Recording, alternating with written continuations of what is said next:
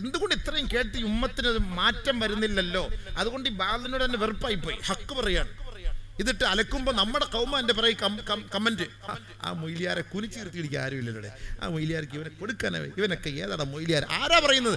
ഒരു ജോസഫ് ഔസേപ്പോ അല്ല പറയുന്നത്, നമ്മുടെ കാക്കാമാര്. അതാണ് നമുക്ക് സഹിക്കാൻ ഒക്കാത്തത്, നമ്മുടെ കാക്കാമാര് പറയുന്നത്. എന്തിനാണ് നിങ്ങൾക്ക്? എനിക്കിതൊക്കെ ദേഷ്യമാണ് സുഹൃത്തുക്കളെ. നിങ്ങൾ ഇനി എന്തെല്ലാം ഈ കുണാപ്പിനകത്തൂടെ കണ്ടിട്ട് പറഞ്ഞാൽ എനിക്കിതൊന്നും പേടിയൊന്നുമില്ല. ഞാൻ ഒരുത്തനെ വകവയ്ക്കയില്ല. എൻ്റെ ശൈലി എങ്ങനെയാണ്? എനിക്കിനി ഏത് ചൊറിയാൻ പറഞ്ഞാലും ചെറിയാൻ പറഞ്ഞാലും ചക്കറിയ പറഞ്ഞാലും കുക്കറിയ പറഞ്ഞാലും അവൻ്റെ തന്ത പറഞ്ഞാലും എനിക്കിവിടെ ഒന്നൊരു പ്രശ്നവുമില്ല. ഞാൻ എൻ്റെ ദീനിന്റെ കാര്യം സത്യമായിട്ട് വിളിച്ചു പറയും. നമുക്ക് എന്തിനാ പ്രശ്നം? ഇവനൊക്കെയാണ് തീരുമാനിക്കുന്ന ദീനിന്റെ കാര്യങ്ങൾ. നമ്മളല്ല അല്ലാഹുവും റസൂലും പഠിപ്പിച്ച ദീന. ഇത് നമുക്ക് വേണ്ടിയിട്ടുള്ളതാണ്. ഇത് ചക്രിയായിക്ക് വേണ്ടിയിട്ടല്ല നമ്മൾ ഈ പറയുന്നത്. ഈ ചക്രിയ ഇതിനകത്ത് ചൊറിയാൻ പോകേണ്ട കാര്യമില്ലല്ലോ. നമ്മൾ മുസ്ലിമിങ്ങൾക്ക് വേണ്ടി പറയുന്ന കാര്യമല്ലേ? മുസ്ലിമിങ്ങൾക്ക് വേണ്ടി പറയുമ്പോൾ മുസ്ലിം കുടുംബത്തിലുള്ളവർക്ക് വേണ്ടിയിട്ടാണ്. ചക്രിയ മുസ്ലിം അല്ലല്ലോ. അവൻ എന്തിനാ നമ്മുടെ കാര്യം ചർച്ച ചെയ്യാൻ പോണത്? നിസ്കാരത്തിന്റെ കാര്യം, നോമ്പിന്റെ കാര്യം, പെണ്ണുങ്ങളുടെ കാര്യം, കുടുംബജീവിതത്തിന്റെ കാര്യം, ഇതൊക്കെ നമ്മൾ ഈ മുസ്ലിമിങ്ങൾക്ക് വേണ്ടി ചർച്ച ചെയ്യുന്ന കാര്യങ്ങളല്ലേ? അവൻ മുസ്ലിം അല്ലല്ലോ. അവൻ എന്തിനാ നമ്മുടെ കാര്യം ചർച്ച ചെയ്യാൻ വരുന്നത്? ഈ തൊപ്പിക്കാരൻ വന്ന് അവൻ തന്നെ നമ്മുടെ കാര്യം ചർച്ച ചെയ്യാൻ വന്നത്? അവൻ അവന്റെ വീട്ടിൽ പോയി അവന്റെ കെട്ടിയോൾക്ക് പോയി തൊപ്പിയിട്ട് കൊടുക്കട്ടെ. അവൻ നമ്മുടെ കാര്യം ചർച്ച ചെയ്യേണ്ട കാര്യമില്ലല്ലോ. അവൻ നമ്മളെ കുറിച്ച് തന്നെ ചർച്ച ചെയ്യുന്ന ഇസ്ലാമിന്റെ ശരീഅത്തിന്റെ ഖുർആനും ഹദീസും അല്ലാഹു റസൂലും നമുക്ക് പഠിപ്പിച്ചു തന്നിട്ടുണ്ട്. പരിശുദ്ധമായ ഖുർആനിനകത്ത് ഹൂർലിങ്ങളെ കുറിച്ച് പറഞ്ഞിട്ടുണ്ട്, അവരുടെ നിതംബത്തെ കുറിച്ച് പറഞ്ഞിട്ടുണ്ട്. എന്താ കുഴപ്പമിപ്പോ? അത് പറയുമ്പോൾ മാത്രം നിനക്കെന്താ എത്ര പുളുത്തം? ഇതൊന്നും ഇല്ലാതെ തുറന്നു വെച്ചിട്ട് ഈ ടിവിയുടെ മുന്നിലിരുന്ന്, ഈ മീഡിയയുടെ മുന്നിലിരുന്ന് ഈ സാമാനം കാണിച്ചുകൊണ്ട് ഇന്റർവ്യൂ എടുക്കുന്നതിന് ഉമാർക്കൊന്നും ഒരു പ്രശ്നമില്ല. അതിനൊന്നും ആർക്കും ഒരു പ്രശ്നമില്ല. കീറിയ ഡ്രസ് ഇട്ട് നടക്കുന്നതിന് പ്രശ്നമില്ല. മലക്കച്ചവൻ കെട്ടിയിട്ട് നടക്കുന്നതിനും പ്രശ്നമില്ല. അതിനൊന്നും ആർക്കും ചർച്ച ചെയ്യണ്ട. പരിശുദ്ധമായ ഖുർആനിൽ ഹൂർലിങ്ങളെ കുറിച്ച് അല്ലാഹ് പറഞ്ഞപ്പോ ഇവന്മാർക്ക് സഹിക്കാൻ കഴിയുന്നില്ല. അതെന്താ പ്രശ്നം? അതെന്താ സഹിക്കാൻ കഴിയാത്ത? അതെന്താ പ്രശ്നം? ഇത് നേരിൽ കാണുമ്പോൾ ഇവന്മാർക്കൊന്നും എന്താ ഇളകാത്തത്? ഇത് ഖുർആൻ പറയുമ്പോൾ മാത്രം എന്താ ഇവർക്ക് ഇത്ര പ്രശ്നം? ഹദീസ് പറയുമ്പോൾ മാത്രം എന്താ ഇവർക്ക് ഇത്ര പ്രശ്നം? അതാണ് നമ്മൾ ചിന്തിക്കേണ്ടത്. ഇത് ഇസ്ലാമിനോടുള്ള ശത്രുതയാണ്. നമുക്ക് അല്ലാഹു സ്വർഗം തരും, നമുക്ക് ആഖിറത്തിൽ നല്ല വിജയമുണ്ട്, മുസ്ലിം സമുദായം ഐശ്വര്യമുള്ളവരാണ്, നമ്മൾ ഇബാദത്ത് ചെയ്യുന്നവരാണ്, നമുക്ക് നല്ല ശുദ്ധിയുണ്ട്, വൃത്തിയുണ്ട്, വെടിപ്പുണ്ട്, സംസ്കാരമുണ്ട്, ബോധമുണ്ട് എന്ന് മനസ്സിലാക്കിയ ഈ വൃത്തികെട്ട സമുദായമാണ് ഇതിനെ തേജോവധം ചെയ്യാൻ വേണ്ടി ഇതിനൊക്കെ പരിശ്രമിക്കുന്നത്. അല്ലാതെ മറ്റൊന്നുമല്ല. നമ്മൾ ആരുടെ മുന്നിൽ മുലയും കാണിച്ചുകൊണ്ട് നടക്കാനൊന്നും ഇസ്ലാം പഠിപ്പിക്കുന്നില്ല. സ്വർഗത്തിന്റെ അവസ്ഥകൾ പറയുമ്പോൾ അല്ലാഹു തആല നമുക്ക് മനസ്സിന് റാഹത്ത്, സന്തോഷം ഉണ്ടാകാൻ വേണ്ടി, സ്ത്രീ പുരുഷന്മാർക്ക് വേണ്ടി, സന്തോഷത്തിന് വേണ്ടി അല്ലാഹു തആല പറയുന്നു ഖുർആനിലെ സൂറത്തുർ റഹ്മാൻ എടുത്ത് പരിശോധിച്ചാൽ അത് തെറ്റാണെന്ന് ആർക്കെങ്കിലും വ്യാഖ്യാനിക്കാൻ പറ്റുമോ? ഏത് മീഡിയക്കാരനാ വ്യാഖ്യാനിക്കാൻ പറ്റുക? അതിനകത്ത് പറയുന്ന കാര്യം അതിനെ ഒരിക്കലും നമുക്ക് മാറ്റിമറിക്കാൻ പറ്റൂല. അല്ലാഹു ഒരു ഹൂറികളെ കുറിച്ച് എങ്ങനെയാണോ പറഞ്ഞിട്ടുള്ളത് അത് കറക്റ്റായിട്ട് തന്നെ നമ്മളത് അവതരിപ്പിച്ചു കൊടുക്കുകയും വേണം. ഒരിക്കലും അതിൽ നമുക്ക് മാറ്റിമറിക്കാൻ അവകാശം വെക്കില്ല. അത് ജൂതന്മാരുടെ സ്വഭാവമാണ് മാറ്റിമറിക്കുക എന്നുള്ളത്. ആയത്തുകൾ മാറ്റിമറിക്കുക, മറച്ചു വെക്കുക എന്നുള്ളത് ജൂതന്മാരുടെ സ്വഭാവമാണ്. അല്ലാഹു കാത്തിരക്ഷിക്കട്ടെ. അല്ലാഹു മനസ്സിലാക്കാൻ തോഫിക്കട്ടെ. എന്താ ഉഷാറില്ലേ ആർക്കും? നിങ്ങൾക്ക് ഉഷാർ പറയുന്നുണ്ടായിരിക്കും. മഴ അത് നിർത്തിയേക്കാം. ആൾക്ക് ദീൻ കേൾക്കാൻ താല്പര്യമില്ല. അതിനേക്കാൾ നല്ലത് മഴ പെയ്യലാണ് ഹൈർ. ഈ പാവപ്പെട്ട ചെറുപ്പക്കാർ ഇത്രയും ദീൻ പഠിക്കാൻ വേണ്ടി, മനസ്സിലാക്കാൻ വേണ്ടി സംവിധാനങ്ങളൊക്കെ ഒരുക്കി വെക്കുമ്പോൾ നമ്മൾ അൽഹംദുലില്ലാഹ് വന്നിരുന്ന് ഇതിന് പ്രോത്സാഹനം നൽകണം, പ്രചോദനം കൊടുക്കണം. നമ്മുടെ ദീനിനെ നമ്മൾ സപ്പോർട്ട് ചെയ്യണം. നമ്മുടെ ദീൻ കേൾക്കാൻ നമ്മൾ സപ്പോർട്ട് ചെയ്യണം. മുസ്ലിയാരെ നോക്കിയിട്ടല്ല വാത് കേൾക്കാൻ വരുന്നത്, മുസ്ലിയാരെ നോക്കിയിട്ടല്ല. അവിടെ പറയുന്നത് എന്താ? ഖുർആനും ഹദീസുമാണല്ലോ. ആ ഖുർആനും ഹദീസും പറയുമ്പോൾ ആ ഖുർആനും ഹദീസിനോടുള്ള ബഹുമാനം അത് ആര് പറഞ്ഞാലും അള്ളാന്റെ കലാമാണ്, നബിതങ്ങളുടെ വചനങ്ങളാണ് എന്നുള്ള നല്ല മനസ്സിന്റെ ആ ഒരു നല്ല നീയത്തോടു കൂടിയാണ് നമ്മൾ വന്നിരുന്ന് കേൾക്കേണ്ടത്. അല്ല മറ്റാരെയും തൃപ്തിപ്പെടുത്താനൊന്നുമല്ല. നിങ്ങൾ ഇ പി എന്ന് പറഞ്ഞുകൊണ്ടൊന്നും ആൾ കൂടിയിട്ടൊന്നും വലിയ കാര്യമൊന്നുമില്ല. എനിക്ക് അതിനകത്ത് ആൾ കൂടുന്നത് കൊണ്ട് എനിക്ക് വലിയ ഫഖർ കൂടെയില്ല. എനിക്ക് അതിനകത്ത് വലിയ താല്പര്യമില്ല. എനിക്ക് 10,000 കണക്കിന് ആൾ കൂടുന്നത് കൊടുത്തൊന്നും എനിക്ക് വാതിന് ഉഷാർ കിട്ടുമൊന്നുമില്ല. എനിക്ക് 10 പേര് കിട്ടിയാൽ മതി. കേൾക്കാൻ താല്പര്യമുള്ള 10 പേര് തിൽക്കാശരത്തും കാമില്ല റാഹത്തായി അള്ളാന്റെ ദീൻ ഞാൻ പറഞ്ഞുതരും ഇൻഷാ അല്ലാഹ്. എനിക്കതേ ഉള്ളൂ. എനിക്ക് അങ്ങനെയൊന്നും പേടിയൊന്നുമില്ല. ഞാൻ 30 വർഷം വാത് പറയാൻ തുടങ്ങി. 30 വർഷമായി. 1995 മുതൽ വാത് പറയാൻ തുടങ്ങിയതാണ്. അൽഹംദുലില്ലാഹ്. അള്ളാഹുവിന്റെ ഫضل കൊണ്ട് ഇന്ന് വരെ നമുക്ക് ആള് കൂടുതലല്ല വിഷയം. പറയുന്നത് ഇച്ചിരി പച്ചയ്ക്ക് പറയണം, അത് കേൾക്കണം, പഠിക്കണം. എന്തുകൊണ്ട് മനസ്സിലാക്കുന്നില്ല, ചിന്തിക്കുന്നില്ല? അതാണ് നമ്മുടെ വിഷമം. എന്തുകൊണ്ട് ഇത്രയും കേട്ട് ഈ ഉമ്മത്തിന് മാറ്റം വരുന്നില്ലല്ലോ? അതുകൊണ്ട് ഈ ബാലിനോട് തന്നെ വെറുപ്പായിപ്പോയി. ഹക്ക് പറയാണ്. ഇതിട്ട് അലക്കുമ്പോൾ നമ്മുടെ കൗമ എൻ്റെ പറയും കമന്റ്, ആ മൊയ്ലിയാരെ കുനിച്ചിരുത്തിയിടിക്കുക ആരുമില്ലല്ലേ, ആ മൊയ്ലിയാർക്ക് ഇവനെ കൊടുക്കാനേ, ഇവനൊക്കെ ഏതാടാ മൊയ്ലിയാർ? ആരാ പറയുന്നത്? ഒരു ജോസഫ് ഔസേപ്പോ അല്ല പറയുന്നത്, നമ്മുടെ കാക്കാമാര്. അതാണ് നമുക്ക് സഹിക്കാൻ ഒക്കാത്തത്, നമ്മുടെ കാക്കാമാര് പറയുന്നത്. എന്താ ഇവനൊക്കെ ബോധം കിട്ടുക, ഇവനൊക്കെ എന്താ ഏത് കാലത്ത് ഇവനൊക്കെ ബോധം കിട്ടുക? ഇവനൊക്കെ ചാവാറാകുമ്പോൾ ദ്വാരക്കേണ്ട നമ്മളാണ്.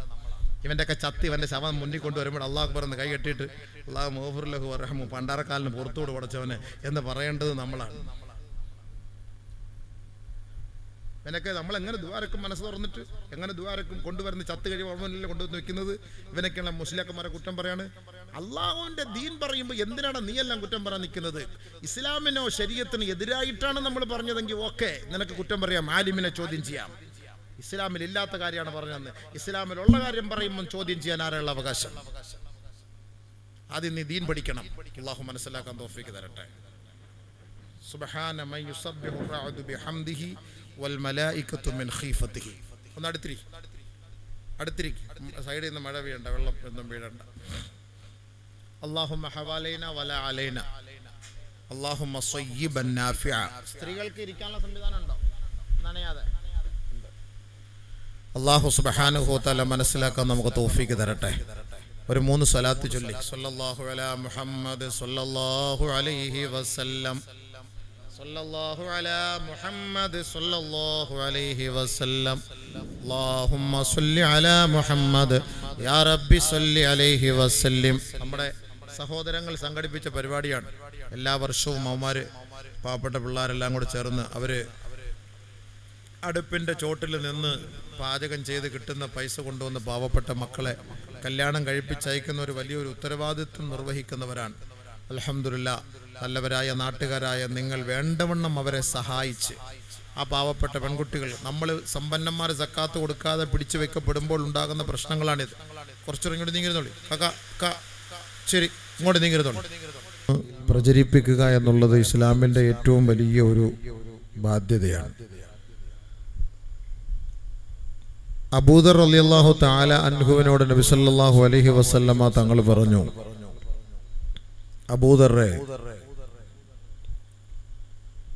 രാവിലെ നീ ഒരു ഇൽമിന്റെ ഒരു ഭാഗം, ഒരു ബാബ്, ഒരു വാതില് പഠിക്കാൻ, അല്ലെങ്കിൽ ഒരു അക്ഷരം, അല്ലെങ്കിൽ അതിൻ്റെ ഒരു ചെറിയ ഒരു വചനം പഠിക്കുന്നതിന് വേണ്ടി രാവിലെ നീ യാത്ര ചെയ്ത് പോകുന്നത് ഈ ഇൽമു പഠിക്കാതെ നീ 1000 റക്അത്ത് നമസ്കരിക്കുന്നതിനേക്കാൾ ശ്രേഷ്ഠമാണെന്ന് നബിയുനാ റസൂലുള്ളാഹി അല്ലാഹു റസൂൽ സല്ലല്ലാഹു അലൈഹി വസല്ലം പറഞ്ഞ വാക്കാണ്. ഇൽമു പഠിക്കാൻ വേണ്ടി ഒരു യാത്ര, 1 മണിക്കൂറോ അരമണിക്കൂറോ അല്ലെങ്കിൽ 1 കിലോമീറ്ററോ 1/2 കിലോമീറ്ററോ നമ്മൾ ഇൽമു പഠിക്കാൻ വേണ്ടി ഒരു യാത്ര ചെയ്യുന്നത് 1000 റക്അത്ത് നമസ്കരിക്കുന്നതിനേക്കാൾ ശ്രേഷ്ഠമാണ് എന്ന് നബി സല്ലല്ലാഹു അലൈഹി വസല്ലമ കമാ ഖാല റസൂലുള്ളാഹി സ്വല്ലല്ലാഹു അലൈഹി വസല്ലം തങ്ങൾ പറഞ്ഞു. കാരണം ഇൽമില്ലാതെ നിസ്കരിച്ചിട്ട് കാര്യമില്ല. ഇന്ന് എത്രയോ പേര് നമസ്കരിക്കുന്നു. ഈ നിസ്കാരത്തില് ഞാൻ ഓതുന്ന ഫാത്തിഹ അല്ലെങ്കിൽ ഞാൻ ഓതുന്ന സൂറത്ത് ശരിയാണോ എന്ന് ആരെങ്കിലും ചിന്തിച്ചിട്ടുണ്ടോ? അവർ പറയും അല്ല, അല്ലാഹ് പുറത്തു തരും. എല്ലാം ഒന്നും അല്ലാഹ് പുറത്തു തരുമല്ലോ സുഹൃത്തുക്കളെ. നിങ്ങൾ ആരെങ്കിലും ചിന്തിച്ചിട്ടുണ്ടോ? ഞാൻ ഓതുന്ന എൻ്റെ സൂറത്തുൽ ഫാത്തിഹ അല്ലെങ്കിൽ എൻ്റെ അത്തഹിയാത്ത്, ഞാൻ റുക്കൂഇല് സുജൂദില് ഇഅ്തിദാലില് ഞാൻ ഓതുന്നത് ഇത് ശരിയാണോ തെറ്റാണോ? നിങ്ങൾ വലുതൊന്നും പഠിക്കാൻ നിൽക്കണ്ട. നിങ്ങളൊരു ചെറിയ സൂറത്ത് പഠിച്ചാൽ മതി. ഈ ഒരു ചെറിയ സൂറത്ത് അത് ശരിയാണോ തെറ്റാണോ എന്ന് മനസ്സിലാക്കാൻ ഏതെങ്കിലും ഒരു ഉസ്താദിന്റെ മുന്നിൽ, ഒരു ആലിമിന്റെ മുന്നിൽ പോയി ഇരുന്നിട്ട്, ഉസ്താദെ എനിക്ക് നമസ്കരിക്കാൻ വേണ്ടി ഒരു 10 സൂറത്ത് അറിയണം, ഞാൻ പഠിച്ചു വെച്ചിട്ടുള്ള ഈ സൂറത്ത് ശരിയോ തെറ്റോ നോക്കണം. കാരണം നിസ്കാരം ബാത്തിലാകാൻ പാടില്ല. നിസ്കാരം ബാത്തിലാകാതിരിക്കാനുള്ള വഴി എന്തെന്ന് മനസ്സിലാക്കാൻ ആരെങ്കിലും അതിനു വേണ്ടി തുനിഞ്ഞിറങ്ങിയിട്ടുണ്ടോ, പരിശ്രമിച്ചിട്ടുണ്ടോ? എല്ലാവരും നിസ്കരിക്കും, എല്ലാവരും നിസ്കാരക്കാരാണ്. നിസ്കാരത്തിനൊന്നും ഒരു പഞ്ഞവുമില്ല. നിസ്കരിക്കാൻ ഇഷ്ടം പോലെ ആളുകൾ ഉണ്ടാകും. നിസ്കരിക്കാൻ ഇഷ്ടം പോലെ ആളുകൾ ഉള്ളതോ പള്ളി നിറയലോ ഒന്നും അല്ല വിഷയം. നമസ്കരിക്കുന്ന വ്യക്തിയിൽ ആ നമസ്കാരത്തിന്റെ ക്വാളിറ്റിയാണ് അള്ളാഹ്ക്ക് വേണ്ടത്, ക്വാണ്ടിറ്റി ഒന്നും അള്ളാഹ്ക്ക് വേണ്ട. നീ 1000 റക്അത്തൊന്നും നിസ്കരിച്ചിട്ട് അള്ളാന്റെ പൊരുത്തം വാങ്ങാനൊന്നും നീ നിൽക്കണ്ട. നീ 2 റക്അത്ത് നമസ്കരിച്ചാൽ മതി. ആ 2 റക്അത്ത് ആയിരിക്കണം, അതേ ഉള്ളൂ. അതിനുവേണ്ടി ആരാ പരിശ്രമിക്കുന്നത്?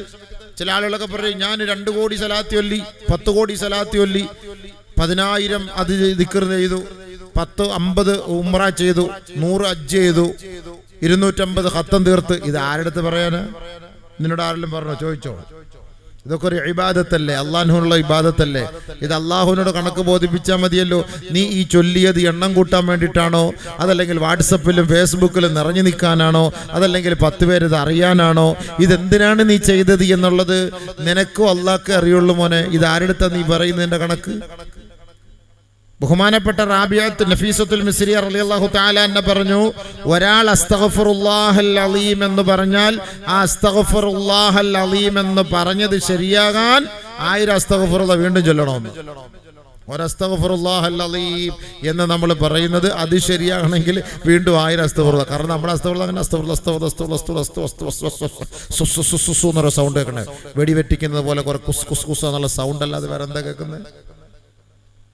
ദിക്ർ ചെല്ലുന്നുണ്ട്. 70,000 ദിക്ർ ചെല്ലാൻ വേണ്ടി വീട്ടിൽ വിളിച്ചിരുത്തിയിട്ട് 70,000 ദിക്ർ ഇത്ര മണിക്കൂറുള്ളിൽ ചൊല്ലി കറക്റ്റ് തീർക്കും. അതിന് പ്രത്യേക കൊട്ടേഷനാണ്. ഈ കൊട്ടേഷൻ ടീമിനെ വിളിക്കും, അവർ ഇത്ര സമയത്തുള്ളിൽ ചൊല്ലി ഇത്ര സമയത്തിനകത്ത് തീർക്കും സംഭവം. കൊട്ടേഷൻ. അപ്പൊ ഈ വയറ് കാണൽ ചടങ്ങിന് കൊട്ടേഷൻ വിട്ടിട്ടുണ്ട് ഈ പൊരിക്കുന്ന ആൾക്കാർക്ക്. അവർ തന്നെ പറയും എത്ര മാസം, 4-ാം മാസത്തെയാണോ 6-ാം മാസത്തെയാണോ 7-ാം മാസത്തെയാണോ 9-ാം മാസത്തെയാണോ. ആ കൊട്ടേഷൻ അവർ തന്നെ കട അങ്ങനെ പ്രത്യേക കടകളുണ്ട്, സെറ്റപ്പ് ആക്കി വെച്ചിരിക്കുകയാണ്. 7-ാം മാസത്തിലാണെങ്കിൽ 7 കൂട്ടം സാധനങ്ങൾ ഇത്ര എണ്ണം 101 വെച്ച്, 9-ാം മാസത്തിലാണെങ്കിൽ 9 കൂട്ടം സാധനങ്ങൾ 101 വെച്ച് സെറ്റാക്കി വെച്ചിരിക്കുകയാണ്. പ്രത്യേക കിറ്റാണ്, എല്ലാത്തിനും ഇങ്ങനെ കിറ്റാണ്. ഇബാദത്തിന് ഇപ്പൊ അങ്ങനെ ഒരു കിറ്റായിട്ട് പോയി. എത്ര മണിക്കൂർ കൊണ്ട് തീർക്കണം? 70,000 ദിക്ർ. ഞങ്ങൾ എത്ര പേര് വരും, ഇത്ര പേരുണ്ട്, അത്ര പേര് വന്നാൽ ഇത്ര സമയം കൊണ്ട് തീർക്കും, ഇത്ര പേര് വന്നാൽ അത്ര സമയം കൊണ്ട് തീരുള്ളൂ, എത്ര സമയം കൊണ്ട് നിങ്ങൾക്ക് തീർക്കണം. കാര്യം പറയും, ഏത് സൈസിൽ വേണം, ഉറക്കം ഓതണോ, പതുക്കം ഓതണോ, നിന്ന് ഓതണോ, ഇരുന്ന് ഓതണോ, എല്ലാം ഒരു പ്രഹസനം, എല്ലാം ഒരു പ്രഹസനം. അതിന് നമ്മൾ പാവപ്പെട്ട നമ്മളും കൂട്ടി നിൽക്കുന്നു, ആലിമീങ്ങളും കൂട്ട്, നമ്മളും കൂട്ട്. അള്ളാഹുവിന് വേണ്ടി അള്ളാഹുവിൻ്റെ മുന്നിൽ ഇബാദത്ത് ചെയ്യേണ്ട നമ്മളെല്ലാം ഇതെല്ലാം ഒരു പ്രഹസനം പോലെ ഇങ്ങനെ മുന്നോട്ട് കൊണ്ടുപോകും. ഇതൊക്കെ സ്വീകരിക്കുമോ ഇല്ലയോ, ഇതൊക്കെ അള്ളാഹ്ക്കല്ലാതെ മറ്റാർക്കറിയാം. പക്ഷെ ആരെങ്കിലും അതിനെക്കുറിച്ച് ചിന്തിച്ചിട്ടുണ്ടോ? പടച്ചവനെ, എൻ്റെ ഇബാദത്ത് നീ സ്വീകരിക്കുന്നുണ്ടോ? അള്ളാഹുവേ, പരിശുദ്ധമായ റമദാനിൽ നോമ്പെടുത്തു.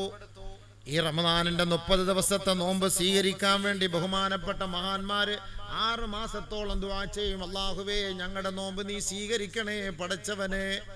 6 മാസത്തോളം ദുആ ചെയ്യും. അല്ലാ, ഞങ്ങളുടെ നോമ്പ് നീ കബൂലാക്കണേ പടച്ചവനെ. ഞങ്ങളുടെ തറാവീഹ് നമസ്കാരം നീ സ്വീകരിക്കണേ അല്ലാ. 6 മാസം ദുആ ചെയ്യും നോമ്പ് സ്വീകരിക്കാൻ വേണ്ടിയിട്ട്. നമ്മുടെ നോമ്പ് റമദാനൊന്ന് കഴിഞ്ഞ ഉടനെ നമ്മൾ രംഗത്തേക്ക് ഇറങ്ങിക്കഴിഞ്ഞു. മൂടിവെച്ചതും പൂട്ടിവെച്ചതുമെല്ലാം വീണ്ടും നമ്മൾ തുറന്ന് രംഗപ്രവേശനം നടത്തിയിരിക്കുകയാണ്. തെറ്റിന്റെ ബാബുകൾ നമ്മൾ തുറന്നു. അല്ലാഹ് പുറത്തു തരണേ പടച്ചവനെ. 6 മാസക്കാലത്തോളം മഹത്തുക്കളും സഹാബാക്കളും താബിഈങ്ങളും അവര് ദുആ ചെയ്തു, പടച്ചവനെ, എൻ്റെ റമദാനിന്റെ രാപ്പകല് നീ സ്വീകരിച്ചോ അല്ലാ. അതെല്ലാം എൻ്റെ മുന്നിലേക്ക് വലിച്ചെറിഞ്ഞോ പടച്ചവനെ. ആര് നമ്മൾ ദുആ ചെയ്തു? ആരല്ലാഹയോട് ചോദിച്ചു ഈ റമദാൻ സ്വീകരിച്ചോ ഇല്ലയോ എന്നുള്ളത്? നമ്മൾ ആരോട് ചോദിച്ചു? ആരോടും ചോദിച്ചോ? അല്ലാഹുവോട് ചോദിച്ചോ? നബിയുനാ റസൂലുള്ളാഹി തങ്ങൾ പറഞ്ഞു, അല്ലാഹു പറഞ്ഞതായിട്ട് അസ്സൗമു ലീ വ അനാ അജ്സീ ബി. നോമ്പ് എനിക്കുള്ളതാണ്, ഞാനാണ് അതിന് കൂലി നൽകുന്നത്. ഞാൻ നേരിട്ടിറങ്ങി വന്ന് കൂലി നൽകുമെന്ന് അല്ലാഹു തആല പറഞ്ഞതായി നബി തങ്ങൾ പറയുമ്പോ ആ കൂലി എപ്പോഴാണ്? പരിശുദ്ധമായ റമദാനിന്റെ അവസാനത്തെ രാവിലാണ്. അവസാനത്തെ രാവ് എന്ന് പറഞ്ഞാല് പരിശുദ്ധമായ ഈദിന്റെ പെരുന്നാളിന്റെ രാവിലാണ്. ആ പെരുന്നാളിന്റെ രാവിൽ വന്ന് പള്ളിയിലിരുന്ന് ഇബാദത്ത് ചെയ്യുന്നവർക്ക് അല്ലാഹു റബ്ബുൽ ഇസ്സത്ത് കൂലി കൊടുക്കുമെന്ന് പറയുമ്പോ പെരുന്നാളിന്റെ രാവിൽ നമ്മളെല്ലാവരും കൂലി വാങ്ങാൻ നിൽക്കുന്നത് മാംസക്കടയുടെ മുന്നിലാണ് അല്ലേ? മാംസക്കടയുടെ മുന്നിലാണ് നമ്മൾ കൂലി വാങ്ങാൻ നിൽക്കുന്നത്. ഈ 30 ദിവസത്തെ രാപ്പകലത്തെ ഇബാദത്ത് എവിടെ പോയി? 30 ദിവസത്തെ രാപ്പകൽ എവിടെ പോയി? ഇബാദത്ത് എവിടെ പോയി? നമ്മൾ കൂലി വാങ്ങാൻ നിൽക്കുന്നത് ഇറച്ചി വാങ്ങാൻ വേണ്ട. ഇറച്ചിയാണ് നമ്മുടെ കൂലി. നമ്മുടെ ഏറ്റവും വലിയ പെരുന്നാളാണ്. ശരിയല്ലേ സുഹൃത്തുക്കളെ? നിങ്ങൾ അവസാനത്തെ 10 ദിവസത്തിൽ നിങ്ങൾ ഇഅ്തികാഫിരിക്കണേ. ഈ ഇഅ്തികാഫിരിക്കാൻ വേണ്ടി അല്ലാഹുവിന്റെ റസൂൽ തീരുമാനിച്ചത് രാവിലെ മുതൽ വൈകിട്ട് വരെയാണ്. 10 ദിവസം രാവും പകലും നിങ്ങൾ ഇഅ്തികാഫിരിക്കണം. പക്ഷെ ഇന്ന് നമ്മൾ തന്നെ തീരുമാനിച്ചു പകലിന്റെ സമയം മാത്രം ഞാൻ എത്തിക്കാഫ്, രാത്രി മാത്രം എത്തിക്കാഫ്, അല്ലെങ്കിൽ 2 മണിക്കൂർ മാത്രം എത്തിക്കാഫ്. നമ്മൾ തന്നെ അങ്ങോട്ട് തീരുമാനിച്ചു. ഇപ്പോൾ എത്തിക്കാഫിന്റെ പേര് പറഞ്ഞ് രാത്രി ഉറങ്ങാൻ മാത്രം പള്ളിയിൽ വരും. ഉള്ളതെങ്കിൽ ഉള്ളത്. കാരണം നമുക്ക് അതേ ഉള്ളൂ സമയം. നമുക്ക് ദീനിനോടുള്ള കൂറ് അത്രയേ ഉള്ളൂ. ഞാൻ ഈ പറഞ്ഞു വരുന്നതാണ്, സവാബുണ്ടോ ഇല്ലയോ എന്നുള്ള വിഷയമല്ല. നമുക്ക് ദീനിനോടുള്ള കൂറ് ഇത്രയേ ഉള്ളൂ. പരിശുദ്ധമായ ഇൽമിന്റെ മജ്‌ലിസ് നമ്മൾ സംഘടിപ്പിക്കുന്നു. ഏത് രീതിയിലും ആകട്ടെ, ആരോ ആകട്ടെ, എന്തുമാകട്ടെ, ഇവിടെ ചർച്ച ചെയ്യുന്നത് ഇൽമാണോ? പടച്ചവനെ, ഞങ്ങളെല്ലാവരും മുസ്ലിമീങ്ങളാണ്, സത്യവിശ്വാസികളാണ്. നാളെ ആഖിറത്തിലേക്ക് നിന്റെ മുന്നിൽ വരാതെ ഒരു മാർഗവുമില്ല. തീർച്ചയായും നിന്റെ മുന്നിലേക്ക് ഞങ്ങൾ വരേണ്ടവരാണ്. തീർച്ചയായും മരണം ഞങ്ങൾ സ്വീകരിക്കേണ്ടവരാണ്. നാളെ ഖബറിൽ വരേണ്ടവരാണ്. നാളെ മഹ്ശറുണ്ട്, ജന്നത്തുണ്ട്, നാറുണ്ട്. ഖബർ അടക്കിയിട്ട് ഖബറിന്റെ വാതിൽക്കൽ ഇരുന്നു കൊണ്ട് തലയുടെ ഭാഗത്തിരുന്നിട്ട് അവിടുത്തെ ഉസ്താദുമാരെ തൽഖീനോദി തരുന്നത് നിങ്ങൾ കേൾക്കുന്നില്ലേ? മുൻകർ നക്കീർ എന്നത് സത്യമാണ്. അവിടെ സുആല് സത്യമാണ്. അവിടുത്തെ ഹിസാബ് സത്യമാണ്. അവിടുത്തെ സിറാത്ത് സത്യമാണ്. അവിടുത്തെ ജന്നത്തും നാറും സത്യമാണ്. ഇത് സത്യമാണെന്ന് ഒരു ഖബറിന്റെ അരികിൽ നിന്ന് പറയുമ്പോൾ മയ്യത്തും കേൾക്കുന്നു, ഹയ്യായിട്ട് ജീവിച്ചിരിക്കുന്നവരും കേൾക്കുന്നു. പക്ഷേ അല്ലാഹുവേ, എന്താണ് ഖബർ? ആരാണ് മുൻകർ? ആരാണ് നക്കീർ? അവരുടെ സുആല്, ചോദ്യം എന്താണ്? അതിനുള്ള ജവാബ് എങ്ങനെയാണ്? അതാർക്കാണ് പറയാൻ കഴിയുക? അതെങ്ങനെയായിരിക്കും അവർ ചോദിക്കുക? ചോദിച്ചതിന്റെ മറുപടി പറഞ്ഞില്ല എങ്കിൽ അവരുടെ പ്രതികരണം എങ്ങനെയായിരിക്കും? പിന്നീട് ഖബർ മുതലുള്ള പ്രയാണം എങ്ങോട്ടാണ്? അത് ഏതവസ്ഥയിലാണ്? സിറാത്ത് എന്ന് പറഞ്ഞാൽ എന്താണ്? ഹിസാബ് എന്ന് പറഞ്ഞാൽ എന്താണ്? മീസാൻ എന്ന് പറഞ്ഞാൽ എന്താണ്? മഹ്ശറ എന്ന് പറഞ്ഞാൽ എന്താണ്? ആ മഹ്ശറ വൻസബയിൽ നിന്ന് ഫരീഖും ഫിൽ ജന്ന വ ഫരീഖും ഫിസ് സഈർ എന്ന് 2 വിഭാഗമായി വേർതിരിക്കപ്പെടുമ്പോൾ ആരാണ് ഫരീഖും ഫിൽ ജന്ന, ആരാണ് ഫരീഖും ഫിസ് സഈർ? എപ്പോഴാണ് സ്വർഗ്ഗത്തിൽ പ്രവേശനം? എപ്പോഴാണ് നരകത്തിൽ നിന്ന് മോചനം? അല്ലെങ്കിൽ നരകത്തിൽ പോയ നമുക്കിനി സ്വർഗ്ഗത്തിലേക്ക് മോചനം ഉണ്ടോ?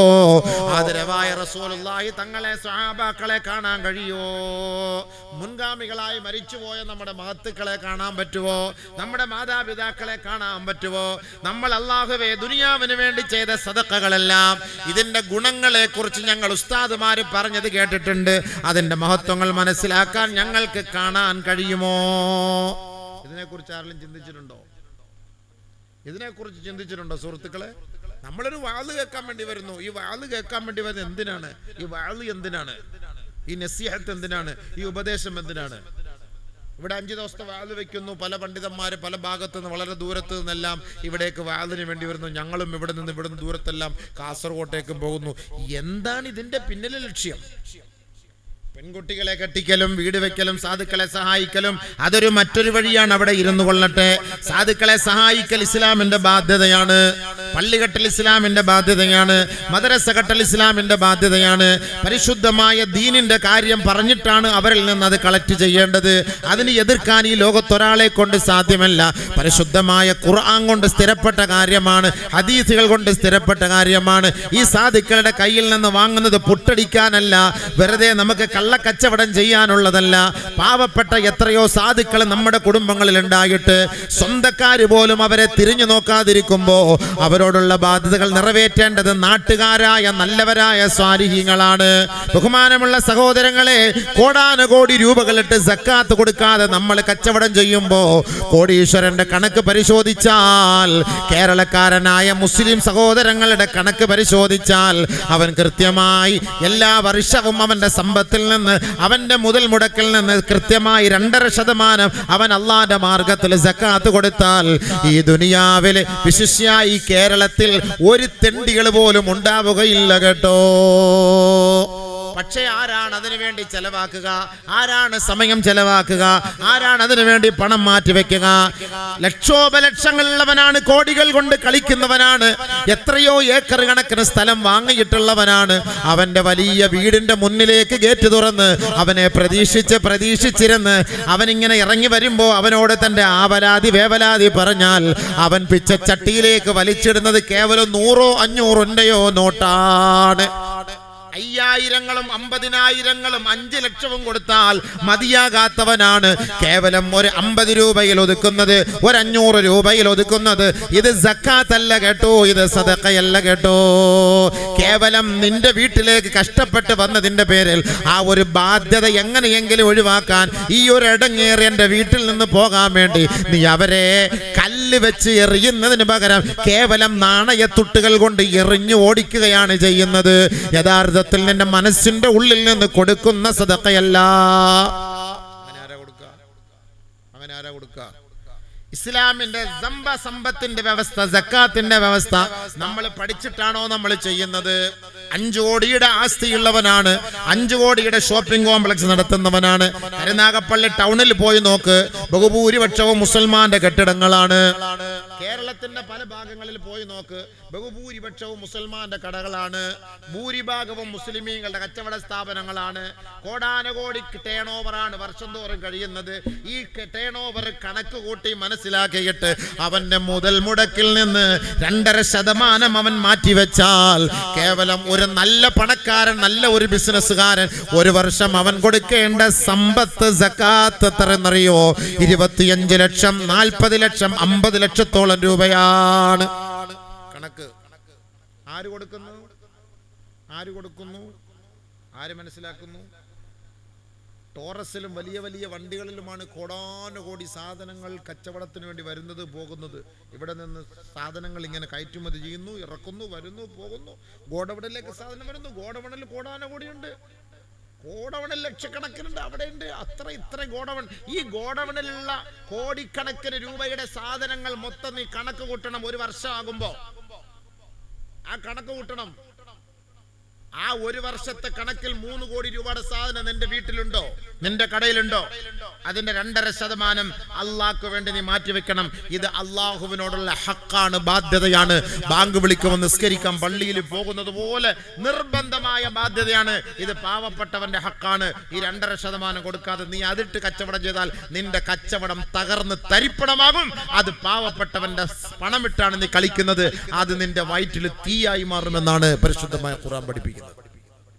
ഇത് മനസ്സിലാക്കണമെങ്കിൽ ഇൽമു കേൾക്കണ്ടേ? എത്ര പണക്കാരന്മാരാ വാഴ് കേൾക്കുന്നത്?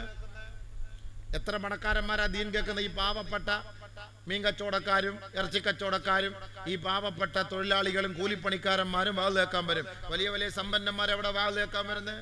വലിയ വലിയ സമ്പന്നന്മാർ വാഴ് കേൾക്കാൻ വന്നാൽ ഈ വാഴ് കേൾക്കുന്നതനുസരിച്ച് അവൻ പ്രവർത്തിക്കേണ്ടി വരും. പ്രവർത്തിച്ചാൽ അവന്റെ സമ്പത്തിൽ നഷ്ടം വരുമെന്ന് അവൻ ധരിക്കുന്നുണ്ട്. ആര് വരുന്നുണ്ട് വാഴിന്? ഇനി അവൻ ജുമുഅക്ക് പള്ളിയിൽ വന്നാൽ തന്നെ ഇമാമ് മിമ്പറിൽ കയറുന്ന സമയത്തെ പള്ളിയിലേക്ക് വരുള്ളൂ, അല്ലാത്ത സമയത്ത് അവൻ പള്ളിയിൽ വരൂല.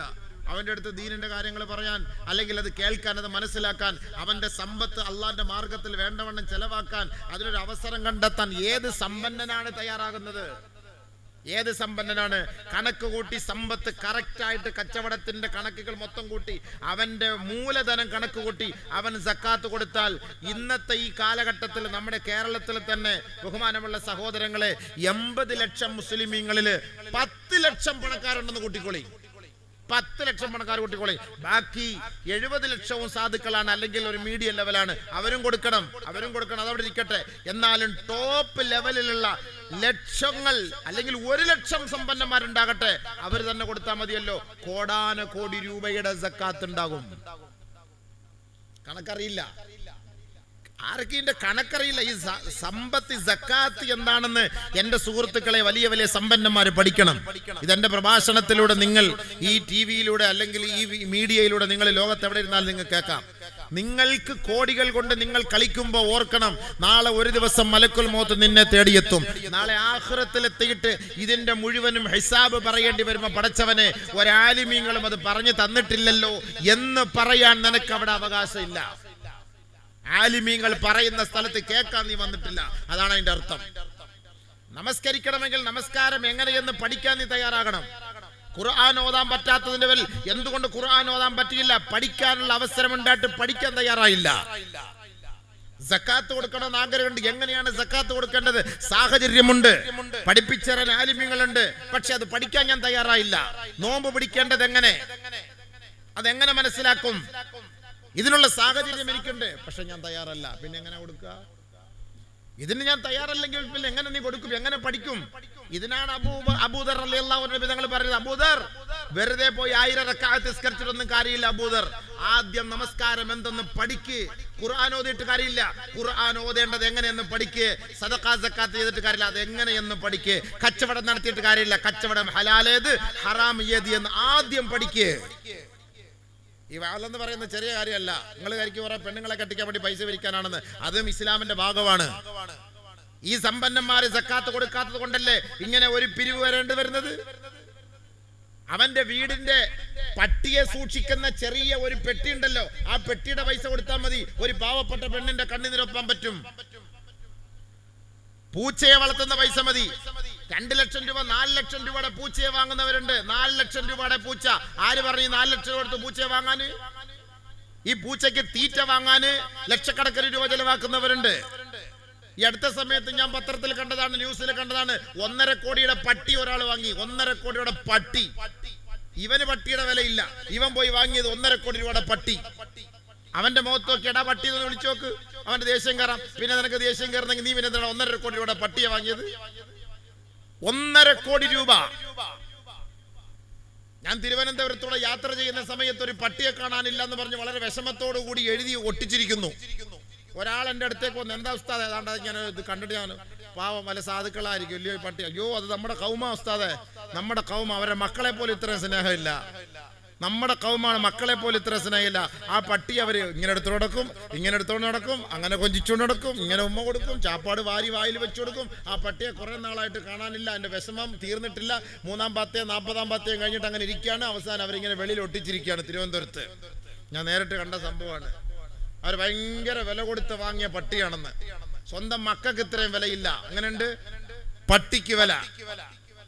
ലക്ഷങ്ങൾ ചെലവാക്കിയ പട്ടി അത് കാണാനില്ലെന്ന് പറഞ്ഞാൽ ഭയങ്കര വിഷമം. അതിനുവേണ്ടി ചെലവാക്കുന്നു, പട്ടിക്ക് വേണ്ടിയിട്ട്, പൂച്ചയ്ക്ക് വേണ്ടിയിട്ട്. പട്ടിക്കും പൂച്ചയ്ക്കും വെള്ളം കൊടുക്കുന്നവൻ അള്ളാണ്. നീ കൊടുക്കണം നിർബന്ധമൊന്നുമില്ല, അത് അള്ളാഹ് കൊടുത്തോളൂ എവിടുന്നെങ്കിലും. ആദ്യം നീ മനുഷ്യന്മാർക്ക് വെള്ളം കൊട്, മനുഷ്യന്മാർക്ക് വെള്ളം കൊട്. وكأي من دابة لا تحمل رزقها الله يرزقها وإياكم. പറക്കാൻ പറ്റാത്ത എത്ര പക്ഷിപറവാദികൾക്കാണ്, എത്ര മൃഗങ്ങൾക്കാണ് അല്ലാഹുവേ നീ വെള്ളം കൊടുക്കുന്നത്, അവർക്ക് അന്നദാനങ്ങൾ നൽകുന്നത്, ഭക്ഷണങ്ങൾ കൊടുക്കുന്നത്, അന്നപാനീയങ്ങൾ നൽകുന്നത് നീ തന്നെയല്ലയോ അല്ലാഹ്? നിങ്ങൾക്കും ഭക്ഷണം നൽകുന്നത് അവൻ തന്നെയല്ലയോ?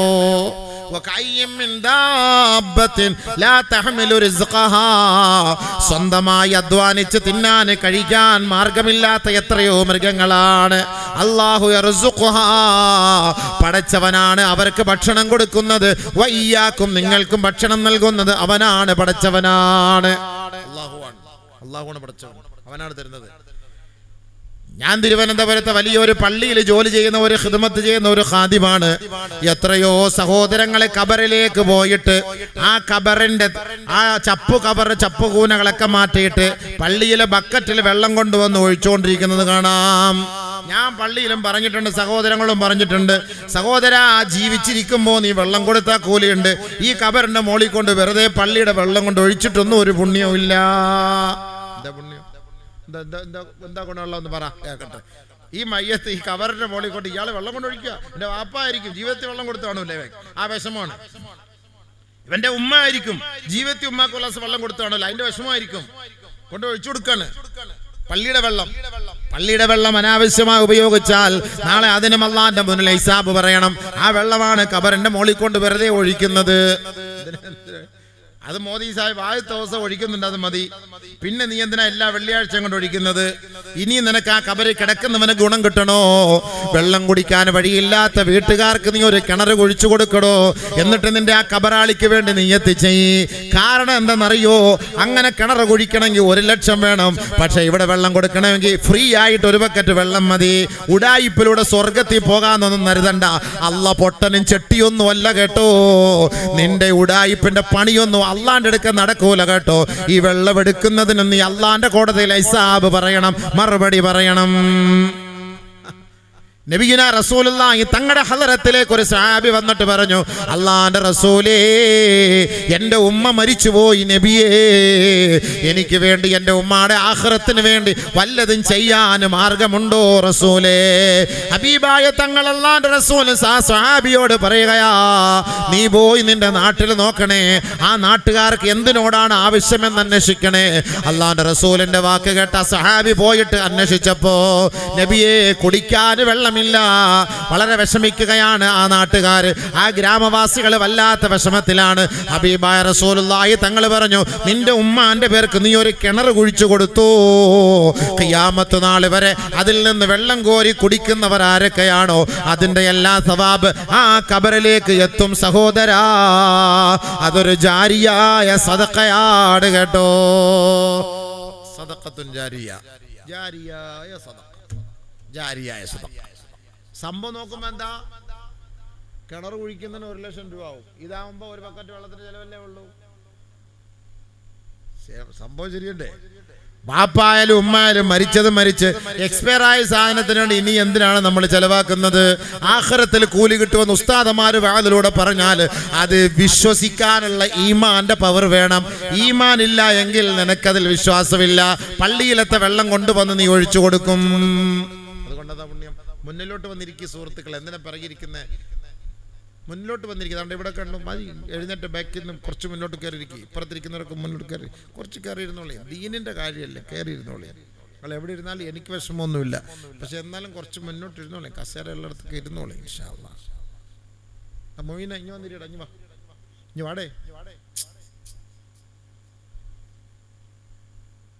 അബ്ദുള്ള ഉസ്താദിന്റെ മകൻ അള്ളാഹ് മഗ്ഫിറത്തും റഹ്മത്തും കൊടുക്കട്ടെ. ആ ഫ്രണ്ടിലെ കസേല അവിടെ കുറച്ച് കാലുണ്ടല്ലോ, കയറിയിരിക്കപ്പാ, എഴുന്നേറ്റ് കയറിയിരിക്കുക. ബീവിങ്ങൾ അടുത്തടുത്തിട്ട് കയറിയിരിക്കും. കാരണം ഇതെൻ്റെ ഏറ്റവും വലിയ തെളിവ്. വാത് പറഞ്ഞിട്ട് ആരും നന്നാവൂല എന്നുള്ളതിൻ്റെ ഏറ്റവും വലിയ തെളിവാണ് നമ്മൾ പറഞ്ഞാൽ നിങ്ങൾ അനുസരിക്കൂല എന്നുള്ളത്. കറക്റ്റായ കാര്യം തന്നെയാണ്. ഇതുകൊണ്ട് ഈ വാത് നിർത്താൻ പോകും ഞാൻ. വെറുതെ ഫായ്ദ ഒന്നുമില്ല, വേസ്റ്റ്. ആകപ്പാടി വാത് കൊണ്ട് ഗുണമുള്ള ദിവന്മാർക്കാണ്. അതുകൊണ്ട് ഇത് യൂട്യൂബ് അടിച്ച് അവന്മാർ കാശുണ്ടാക്കും, പിന്നെ വാതും പറഞ്ഞ് ഞങ്ങൾക്കും കുറച്ച് പൈസ തരും. ഞങ്ങൾക്ക് 2 രൂപയ്ക്ക് ഗുണമുള്ളൂ, ബാക്കി ഈ വരുന്ന ഒറ്റ ഒരെണ്ണത്തിന് ഗുണമില്ല. ഈ ഇരിക്കുന്ന മുസ്ലിയാക്കന്മാർ നിങ്ങളുടെ പോക്കറ്റ് ഇരിക്കുന്ന അള്ളിപ്പറിച്ച് മേടിച്ച് അവന്മാർക്ക് കൊടുക്കുകയും ചെയ്യും. വാസ്തവം ഇത് തന്നെയാണ്, ശരിയല്ലേ? ഇതാണ് ഇതിൻ്റെ യാഥാർത്ഥ്യം ഇത് തന്നെയാണ്. ഇത് പറയുന്ന മൊയ്ലിയാരും നന്നാവില്ല, കേൾക്കുന്നത് നിങ്ങൾ നന്നാവില്ല. സംഭവം ശരി തന്നെയാണ്. ഫായ്ദയില്ല, നമുക്ക് വിഷമം വരും. ഇതല്ല എന്തിനാ പറയുന്നതെന്ന് ആലോചിച്ചു പോകും. എന്തിനാണ് ഇത് പറയുന്നത്? ഇതുകൊണ്ട് എന്താ ഗുണം? ഇന്ന് ഏറ്റവും കൂടുതൽ ദഅവത്ത്, ഇന്നത്തെ ഈ വർത്തമാന കാലഘട്ടത്തിൽ ഏറ്റവും കൂടുതൽ ദഅവത്ത് ഏത് വിഷയത്തിനും പരിഹാരമുണ്ട്. നെറ്റ് അടിച്ചാൽ മതി. ഏത് വിഷയം നിങ്ങൾക്ക് വേണോ അടിച്ചു നോക്കിയാൽ മതി. എന്ത് ഇസ്ലാമിന്റെ ഏത് നിയമം അറിയണം ഒന്നടിച്ചാൽ മതി. വിരൽ തുമ്പിൽ നിങ്ങൾക്ക് ഇസ്ലാമുണ്ട് നിങ്ങളുടെ മുന്നിൽ. ഏത് ഹദീസ് വേണം, ഏത് വിഷയവുമായി ബന്ധപ്പെട്ട് വേണം, നിങ്ങൾക്ക് അതിനകത്തുണ്ട്. പിന്നെ എവിടെയാ പ്രശ്നം? നാളെ ആഖിറത്തിൽപ്പെട്ട അള്ളാന്റെ മുന്നിൽ, പടച്ചവനെ എന്നെ ആരും പഠിപ്പിച്ചില്ല അല്ലാ, എനിക്കാരും പറഞ്ഞു തന്നില്ല അല്ലാ, ഇൽമ പഠിക്കാനുള്ള അവസരം എനിക്കുണ്ടായിട്ടില്ല റബ്ബേ എന്ന് പറയാൻ ഒരവകാശവുമില്ല കേട്ടോ. ഖുർആൻ പഠിക്കാതെ നീ നാളെ ആഖിറത്തിൽ പോയാൽ തീർച്ചയായിട്ടും നീ തന്നെയാണ് അതിന് മറുപടി പറയേണ്ടത്. കാരണം ഖുർആൻ പഠിക്കാനുള്ള വഴി ഉണ്ടായിട്ട് പറഞ്ഞിട്ടില്ല, പഠിച്ചിട്ടില്ല. പടച്ചവനെ എൻ്റെ സമ്പത്തിൽ നിന്ന് സക്കാത്ത് കൊടുക്കാൻ അവകാശമുണ്ടായിട്ട് എങ്ങനെയാണ് അതിന്റെ കണക്കെന്ന് ഒരാളും പറഞ്ഞു തന്നിട്ടില്ല. തീർച്ചയായും ആരും പറഞ്ഞു തരേണ്ടതില്ല. തന്റെ ബുദ്ധിയുള്ള മകനോട് പറയണം, മോനെ ഞാൻ നെറ്റെടുക്കടാ, എനിക്ക് എത്ര സമ്പത്തുണ്ട്, ഇതിൽ നിന്ന് എത്ര സക്കാത്താണ് കൊടുക്കേണ്ടതെന്ന് അതിനകത്തൊന്ന് നോക്കടാ. നെറ്റ് ഉസ്താദ് വളരെ വ്യക്തമായി നമുക്ക് പഠിപ്പിച്ചു തരും. സമ്പത്തുള്ള നമ്മളാണ് നമ്മുടെ മക്കൾ. നമ്മൾ മരിക്കുന്നതിന് മുമ്പ് മക്കൾക്ക് വേണ്ടി നമ്മൾ ഓഹരി ചെയ്യാറില്ലേ? ഓരോരുത്തരും അവന്റെ ഇഷ്ടമനുസരിച്ചാണ് ഓഹരി ചെയ്യുന്നത്. ഇസ്ലാമിക ബാലപാഠം പഠിച്ചിട്ടാണോ ഓഹരി ചെയ്യുന്നത്? വസ്തു ഓഹരി ചെയ്യുമ്പോൾ, അനന്തര വസ്തുക്കൾ ഓഹരി ചെയ്യുമ്പോൾ അനന്തരാവകാശ നിയമങ്ങൾ ഖുർആനിലും ഹദീസിലും പഠിച്ച പ്രകാരമാണോ നിങ്ങൾ നിങ്ങളുടെ മക്കൾക്ക് കൊടുക്കുന്നത്? നമുക്ക് ഇഷ്ടമുള്ള മക്കൾക്ക് വാപ്പമാർ അവരുടെ സൗകര്യം പോലെ എഴുതി വെക്കുകയാണ്. ഉമ്മ പോയി വാപ്പാന്റെ ചെവിയിലെ തലയണ മന്ത്രം ഓതി കൊടുത്താൽ നമ്മുടെ മൂത്തമോ നമുക്ക് ഒത്തിരിയൊക്കെ ചെയ്തു തന്നല്ലേ. ഇളയവൻ തിരിഞ്ഞുപോലെ നിങ്ങളെ നോക്കിയിട്ടില്ലല്ലോ. അതുകൊണ്ട് മൂത്തവന് നിങ്ങളൊരു 3 ഏക്കർ എഴുതി കൊടുത്തിട്ട് ഇളയവന് ആ പുറമ്പോക്കിൽ നിന്ന് ഒരു 20 സെന്റ് കൊടുത്താൽ മതി. അവനെ കൊണ്ട് എന്താ ഗുണമുള്ളത്? ഈ വാപ്പാന്റെ ചെവിയിൽ പോയി ഉമ്മ പാതിരാത്രി 12 മണിക്ക് തലയണ മന്ത്രം പറയുമ്പോൾ വാപ്പ അത് അങ്ങോട്ട് സ്വീകരിക്കും. ശരി, നാളെ അമ്മക്ക് വില്ലേജ് ഓഫീസിൽ പോയിട്ട് നമുക്ക് ഇതുപോലൊക്കെ ചെയ്ത് വെക്കാം. നാളെ കുനിച്ചിരുത്തി വാപ്പാക്ക് വിടിയും കിട്ടും, ഈ മന്ത്രം ഓതിക്കൊടുത്ത ഉമ്മാക്കും കിട്ടും. മോൻ നമുക്ക് ചെയ്തിട്ടുണ്ടോ ഇല്ലയോ? നമ്മുടെ ബീജത്തിൽ ജനിച്ച മോനാണോ? അവന് അർഹതയുണ്ട് സമ്പത്തിന്. നിനക്ക് വാപ്പാക്കിന് ഭക്ഷണം തന്നിട്ടുണ്ടോ? ഉമ്മാക്ക് ഭക്ഷണം തന്നിട്ടുണ്ടോ? ഇതൊന്നും ഇവിടെ ചർച്ചയല്ല. നിന്റെ മോനാണോ നിന്റെ ഭാര്യയാണോ പ്രസവിച്ചത്? അവന്റെ ഹക്ക് നീ കൊടുത്തേ പറ്റുള്ളൂ. ഇനി നിനക്കവൻ ചെയ്തിട്ടില്ല എങ്കിൽ അത് ആഖിറത്തിൽ അല്ലാഹ് പിടിച്ചോളും, അത് വേറെ. നിനക്കവൻ ചെയ്തിട്ടില്ല എങ്കിൽ ആഖിറത്തിൽ അല്ലാഹ് പിടിച്ചോളും. പക്ഷെ നീ ഉണ്ടാക്കിയ നിന്റെ മോന് അവന്റെ സമ്പത്ത് നീ കൊടുത്തില്ലെങ്കിൽ അത് നാളെ അള്ളാഹുവിന് സമാനം പറഞ്ഞേ പറ്റുള്ളൂ. നിങ്ങളുടെ മക്കൾക്കിടയിൽ നീതിപൂർവം നിങ്ങൾ പ്രവർത്തിക്കണേ. മാതാപിതാക്കളെ നീതിപൂർവം, മൂത്ത മോനിത്ര, ഇളയ മോനിത്ര, നടുവത്ത മകനിത്ര, ദുബായ് നിൽക്കുന്നവനെത്ര, ഇവനിത്ര, ഇതൊന്നുമല്ല സമ്പത്തൊന്നുമല്ല. അനന്തരാവകാശ നിയമം ഇതൊന്നുമല്ല കേട്ടോ. ഇസ്ലാമിക നിയമം അനുസരിച്ച് നിങ്ങൾ കൊടുക്കണം കേട്ടോ. പെണ്ണുങ്ങൾക്ക് പെണ്ണുങ്ങളുടേതായ അവകാശം, ആണുങ്ങൾക്ക് ആണുങ്ങളുടേതായ അവകാശം. ഇപ്പോ ഒരു താൻ കണ്ടില്ലേ, ഒരു വക്കീല് കണ്ടില്ലേ, വടക്കൻ ജില്ലയില് 3 പെമ്മക്കൾ ഉണ്ടായിട്ട് ആ പെമ്മക്കൾക്ക് മുഴുവൻ ഓഹരിയും വാപ്പാന്റെ ഓഹരി കിട്ടുകയില്ല എന്നത് മനസ്സിലാക്കിയിട്ട് ഇപ്പോഴത്തെ പുതിയ നിയമം അനുസരിച്ച് കെട്ടിയ പെണ്ണിനെ ഒന്നും കൂടെ കെട്ടാൻ തയ്യാറായി. കാരണം പുതിയ നിയമം അനുസരിച്ച് സംഘപരിവാറിന്റെ ആശയാദർശം അനുസരിച്ചുള്ള വിവാഹം കഴിച്ചാൽ നിങ്ങളുടെ ഭർത്താവിന്റെ സമ്പത്ത് മുഴുവനും വാപ്പാന്റെ സ്വത്ത് മുഴുവനും നിലവിലുള്ള പെമ്മക്കൾക്ക് കിട്ടും. ഖുർആൻ അത് എതിരാണ്. ഖുർആനിനെ ആണോ നിങ്ങൾ സപ്പോർട്ട് ചെയ്യുന്നത്? അതല്ല മുശ്രിക്കീങ്ങളുടെ നിയമത്തെയാണോ നിങ്ങൾ സപ്പോർട്ട് ചെയ്യുന്നത്? മനസ്സിലാക്കുക. ഏത് നിയമത്തെ സപ്പോർട്ട് ചെയ്യുന്നത്? ഖുർആൻ എന്തിനാ പിന്നെ? ഹദീസ് എന്തിനാ പിന്നെ? ഖുർആനും ഹദീസും എന്തിനാണ്? വമാ കാന ലിമുഅ്മിനി വലാ മുഅ്മിന ഇദാ ഖലല്ലാഹു വറസൂലുഹു അംറൻ അൻ യകൂന ലഹുമുൽ ഖിയറതു മിൻ അംരിഹിം വമൻ യഅസില്ലാഹ വറസൂലഹു ഫഖദ് ളല്ല ളലാലൻ മുബീനാ. പരിശുദ്ധമായ ഖുർആൻ എക്കാലത്തും മാതൃകയാണ്. 1400 വർഷങ്ങൾക്ക് മുമ്പ് പരിശുദ്ധമായ ഖുർആൻ അല്ലാഹു റബ്ബുൽ ഇസ്സത്ത് നമുക്കിവിടെ അവതരിപ്പിച്ച് തന്നില്ലേ? അത് ഖിയാമത്ത് നാൾ വരെ നമുക്കതിൽ മാതൃകയുണ്ട് കേട്ടോ. ലോകത്തിന് മാതൃകയാണത്. ആ പരിശുദ്ധമായ ഖുർആനിൽ അല്ലാഹുവും റസൂലും ഏതൊരു കാര്യമാണോ നമുക്ക് പഠിപ്പിച്ചു തന്നത് അതിന് വിഘാതം സൃഷ്ടിച്ചുകൊണ്ട് നിന്റെ സ്വന്തം ഇഷ്ടപ്രകാരം ദീനിനെ നീ മാറ്റിമറിക്കാൻ ശ്രമിച്ചാൽ വ്യക്തമായി നീ പിഴച്ചു പോയവനാണെന്ന് പരിശുദ്ധമായ ഖുർആൻ.